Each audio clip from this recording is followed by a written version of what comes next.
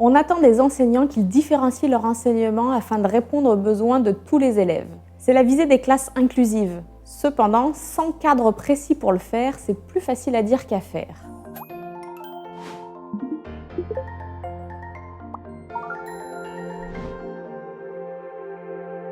Je suis Marjolaine Masson, neuropsychologue à l'Institut des troubles d'apprentissage, et aujourd'hui je vais vous expliquer la stratégie nommée ADAPT pour différencier l'enseignement.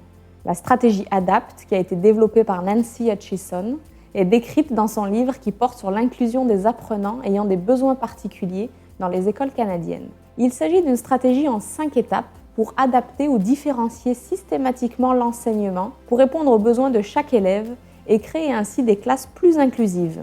Vous pouvez utiliser cette stratégie pour faciliter la planification et améliorer la portée de votre enseignement. Première étape, considération des forces et des besoins de l'élève. Premièrement, pour mieux cerner l'élève, identifiez ses habiletés actuelles au niveau académique, comme les notes scolaires, au niveau socio-émotionnel et comportemental, comme la motivation ou les relations sociales, et au niveau physique, comme la motricité, la vue ou l'ouïe. Afin d'obtenir une image claire des forces et des besoins d'un élève, vous pouvez vous tourner vers la documentation à votre disposition, comme le dossier scolaire, les plans d'intervention ou encore les rapports d'évaluation psychoéducative.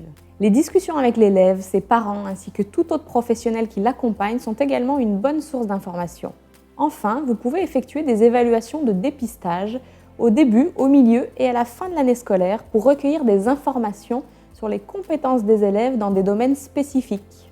Deuxième étape, exigences dans une salle de classe. Identifiez toutes les exigences qui sont imposées à l'élève en classe. Par exemple, les exigences sociales, émotionnelles, comportementales et académiques. Voici quelques points à prendre en considération. L'apprentissage a-t-il lieu avec l'ensemble de la classe, en petits groupes, en binôme ou individuellement?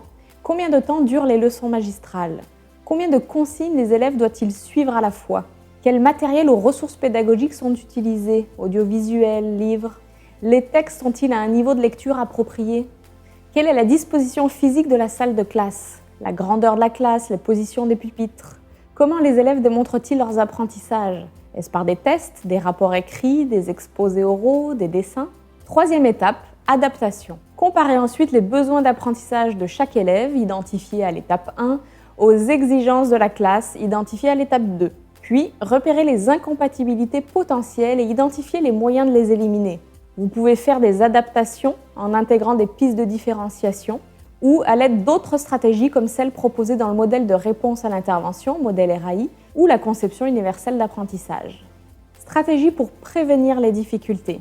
Ces stratégies permettent aux élèves de participer à l'enseignement et d'accéder au programme d'études avec leurs pairs. Voici quelques exemples. Constituer des équipes ou des sous-groupes flexibles. Les élèves sont regroupés selon leurs capacités, leurs intérêts ou d'autres caractéristiques. Offrez un choix, par exemple un choix quant à la façon dont ils apprennent ou comment ils démontrent leurs apprentissages. Décomposez les tâches complexes en petites parties. Rendez le contenu pertinent. Établissez un lien entre ce qui est enseigné et la vie réelle de l'élève. Pratiquez le plus souvent possible. La pratique et la répétition aident les élèves à automatiser certaines habiletés et à parfaire leurs compétences. Stratégie pour surmonter les difficultés. Il existe 2 façons de surmonter une difficulté. Recourir à des mesures d'adaptation. Cela permet aux élèves de réussir en utilisant des moyens alternatifs. Par exemple, on autorise la calculatrice, le correcteur orthographique ou bien le braille.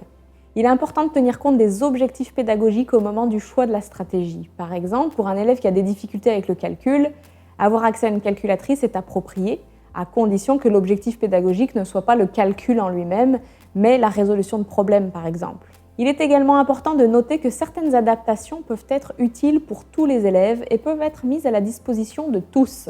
Modifier l'activité ou le matériel pédagogique. On peut atténuer une difficulté en fournissant à l'élève une intervention supplémentaire pour l'aider à parfaire les compétences pour lesquelles il éprouve des difficultés ou pour atteindre des cibles d'apprentissage. D'un autre côté, pour les élèves doués ou qui ont d'excellentes performances, vous pouvez leur fournir un enrichissement, par exemple un travail supplémentaire, pour leur permettre d'approfondir un sujet qui les intéresse. Quatrième étape, perspective et conséquences.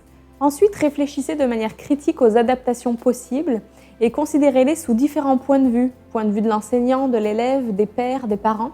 Choisissez une adaptation adéquate, simple et efficace. Demandez-vous si l'adaptation profitera à un, à plusieurs ou à tous les élèves.